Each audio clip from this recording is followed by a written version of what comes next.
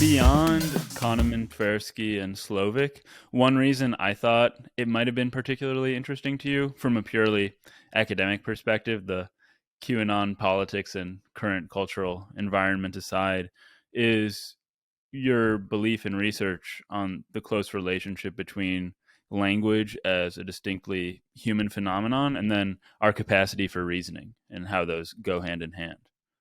Indeed, and I did write a book called The Stuff of Thought. The subtitle was Language as a Window into Human Nature.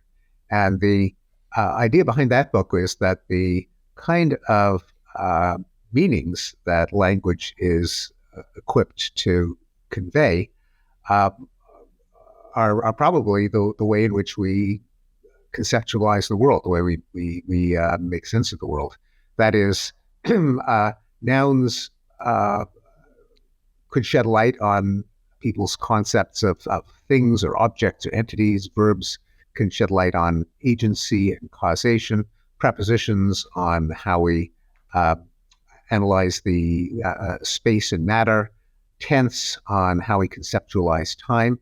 And even moving beyond that, the spread of names, for which there's a rich literature and philosophy, of course, can shed light both on the relationship between cognition and the world.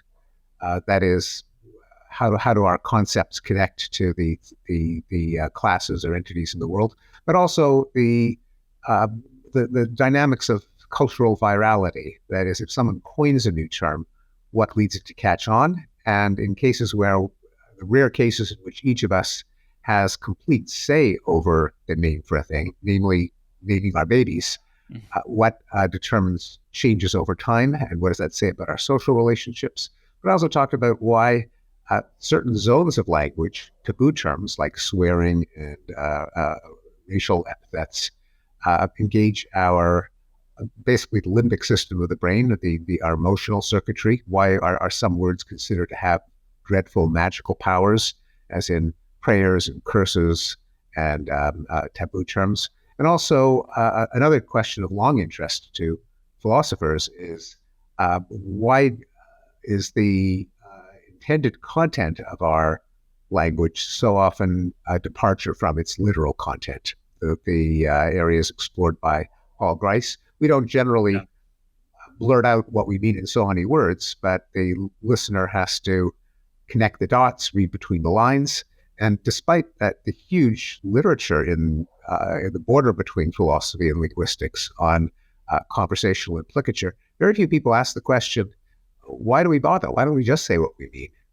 Why the innuendo and the euphemism and the indirect speech and the polite requests and all that? That obviously ties into our social psychology. So that's another dimension of psychology that I argued could be illuminated by the use of language. There's one other connection, though, and most scholars become interested in a topic for multiple reasons. But yet another reason that I became interested in rationality is that it's one of the drivers of human progress over the decades and centuries and millennia. And in fact, I ended the book Rationality by suggesting that one of the drivers of moral progress has been people making arguments, that great orators and philosophers and activists trying to convince people that some practice of the time was inconsistent with values they claimed to hold or norms that they enforced elsewhere.